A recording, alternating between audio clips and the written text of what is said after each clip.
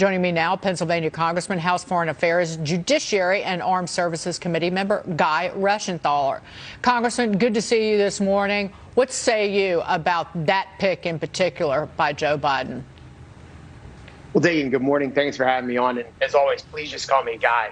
As far as these picks go, and I'm treating this as a hypothetical because I want to encourage the president and the administration to continue to exhaust their legal options in court. But as far as these picks go, it seems clear that the big winners from this is going to be really China, Iran, and North Korea, and Iran as well. And it's because of this. It's because if you look at Sullivan, if you look at Kerry, they in the past have really put America second and put the interest of China and Iran in particular ahead. Additionally, with Sullivan, we have to remember that he was one of the ones who was pushing the Russian hoax, the conspiracy theory that there was somehow collusion between Russia and the incoming Trump administration.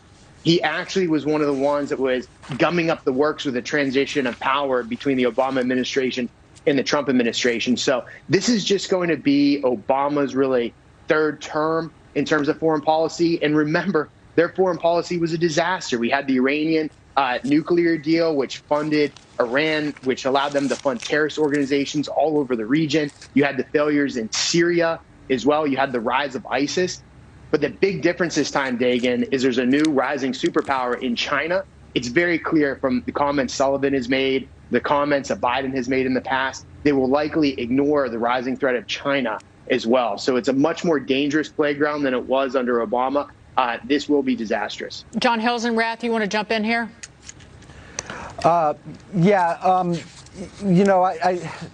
Actually, Dagan, move on. I'm not ready for that one. Okay, I'm going to turn to this. Let's talk money. Stimulus stalemate.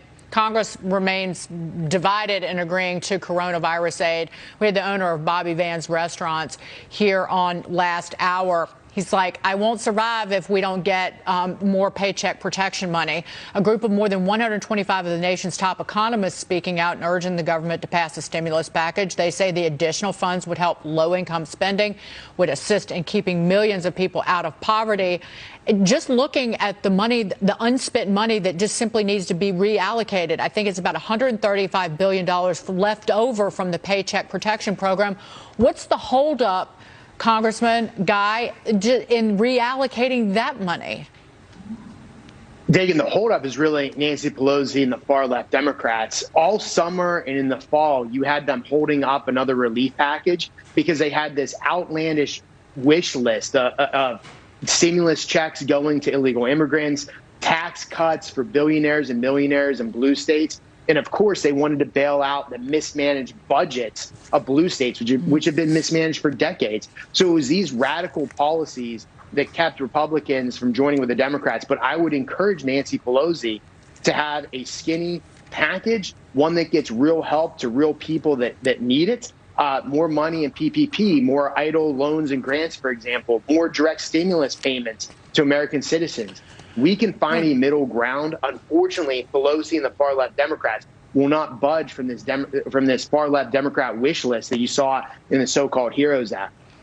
I thought New York was a mess in terms of the leadership here. But what the heck is going on in Pennsylvania that alcohol sales on the night before Thanksgiving have been banned from 5 p.m. until 8 a.m. on Thanksgiving morning in restaurants and bars?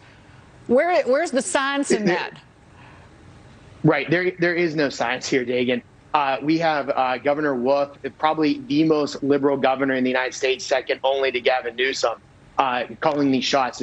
There's very little rational basis with these orders. And it's almost as if they are being punitive on small businesses. And remember that these actions are crushing the revenue that's coming in to Pennsylvania, and then they're going to turn around to the federal government asking for a bailout. It's a mistake. I'm with you. Congressman Guy Rushenthaler, good to see you. Thank you so much for being here. Thank you.